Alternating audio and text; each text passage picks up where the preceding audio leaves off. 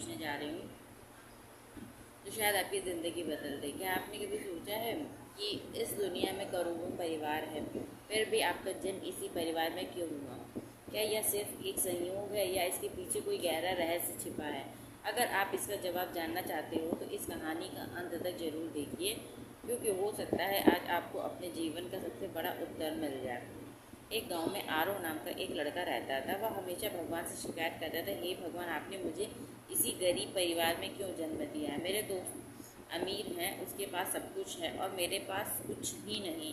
हर दिन शिकायत, हर दिन दुख। एक दिन वह जंगल की ओर चला गया।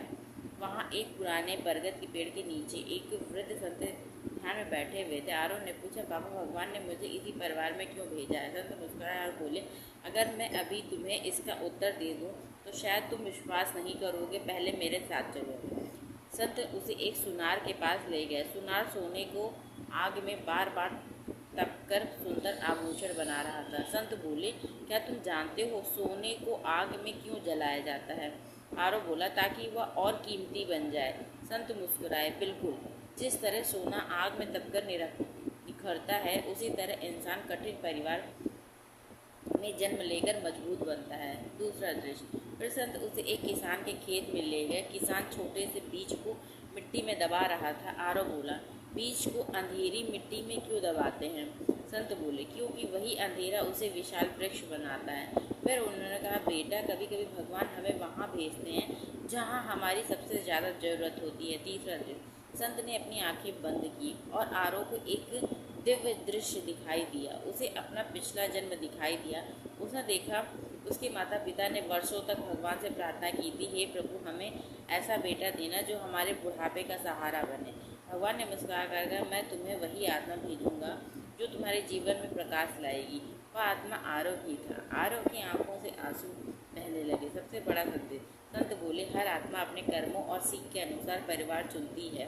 कोई अमीर घर में जन्म लेकर विनम्रता सीखता है तो कोई गरीब घर में जन्म लेकर संघर्ष की ताकत सीखता है। कोई बीमार माता पिता की सेवा करने आता है तो कोई टूटे हुए परिवार को जोड़ने। याद रखो, भगवान कभी गलती नहीं करते।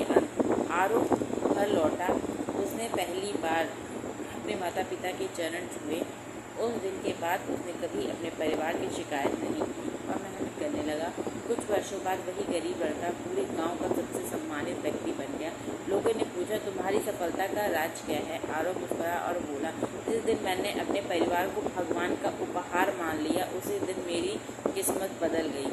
दोस्तों, अगर आज भी आपको लगता है कि आपका परिवार परफेक्ट नहीं है तो एक बार यह ज़रूर सोचिए, शायद भगवान ने आपको उसी परिवार में इसलिए भेजा है क्योंकि वहाँ आपकी सबसे ज़्यादा ज़रूरत है। परिवार बोझ नहीं, भगवान का दिया हुआ सबसे बड़ा अवसर है।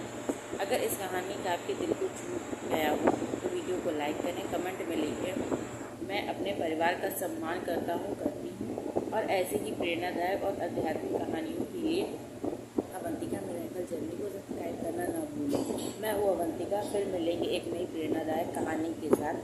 तब तक मुस्कुराते रहिए और अपने परिवार से प्रेम करते रहिए।